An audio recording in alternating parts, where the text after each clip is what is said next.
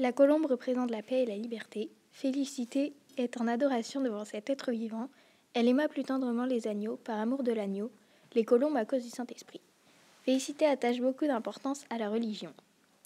Le perroquet empaillé. Félicité est attachée à son perroquet car elle aimait beaucoup les personnes qui ne lui ont pas rendu en retour. Elle aima successivement un homme, les enfants de sa maîtresse, un neveu, un vieillard qu'elle soigne, puis son perroquet. De plus, le perroquet l'accompagne partout où elle va. On peut le comparer à un enfant, car elle lui apprend à parler, puis elle s'occupe de lui tous les jours jusqu'à son agonie, car lorsqu'elle meurt, Loulou se trouve sous les roses sur le reposoir. Loulou était un moyen de se rassurer. Félicité l'utilisait comme un doudou pour nous aujourd'hui.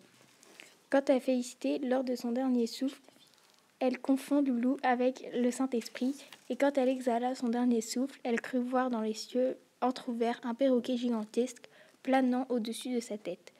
Loulou est le seul à ne jamais avoir abandonné, ni même refusé l'amour de Félicité à son sujet. Le pain de 12 livres. Félicité mangeait du pain de 12 livres. Flaubert cite, économe, elle mangeait avec lenteur et recueillait du doigt sur la table les miettes de son pain, un pain de 12 livres, cuit exprès pour elle et qui durait 20 jours. Félicité nous offre donc une leçon de vie, car la société d'aujourd'hui a tendance à se plaindre lorsque l'on ne satisfait pas leurs besoins. Or, à l'époque, on était content avec le peu qu'ils avaient. Comme quoi, parfois, on attache trop d'importance à des futilités. Les enfants de sa maîtresse. Elle aime les enfants de sa maîtresse. Félicité est une femme d'instinct. Quand elle aime, elle se donne entièrement. Quand elle souffre, elle crèche cette douleur et passe à autre chose. C'est sa leçon de survivre. Laisser le passé et le chagrin derrière elle. C'est au sens sport une héroïne, mais son héroïsme gît dans sa simplicité. Elle apprécie les enfants de sa maîtresse car elle va à l'église avec Virginie, puis elle se confesse comme elle. À la fête Dieu, elles firent ensemble un reposoir. Virginie fait découvrir à Félicité le catéchisme qui va par la suite devenir important car son éducation religieuse ayant été négligée dans sa jeunesse, elle n'y connaissait donc rien et grâce à Virginie, elle s'est ouverte sur le monde. De plus, elle risque sa vie pour sauver Paul et Virginie. Dans la fureur du taureau, elle fait preuve donc de dévotion. Les casseroles. On peut considérer que Félicité a une vie obscure. Cependant, elle faisait le désespoir des autres servantes car elle avait un don pour polir les casseroles. Félicité, elle, se contentait de sa vie. Elle ne demandait ni plus ni moins. Elle avait 100 francs par an et faisait la cuisine, le ménage.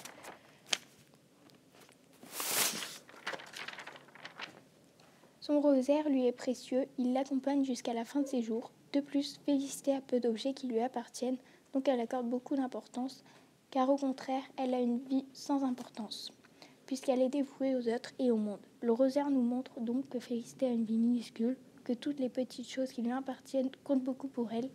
Elles sont précieuses dans sa vie. Le jupon. Félicité porte un jupon rouge, elle le porte tous les jours, le même, car elle fait partie de la classe sociale pauvre. De plus, toutes les bonnes portent des jupons. Félicité nous montre donc que sa tenue est identique chaque jour et qu'elle ne se plaint pas de cela. La marque, elle nous fait prendre conscience que la marque d'un vêtement ne fait pas la personne. Elle nous prouve encore une fois qu'on ne pense qu'à se plaindre pour des choses futiles. Or, on n'a plus notion du bonheur. Il est souvent pollué par des petites choses. Or, on ne devrait pas se plaindre car le bonheur est entre nos mains.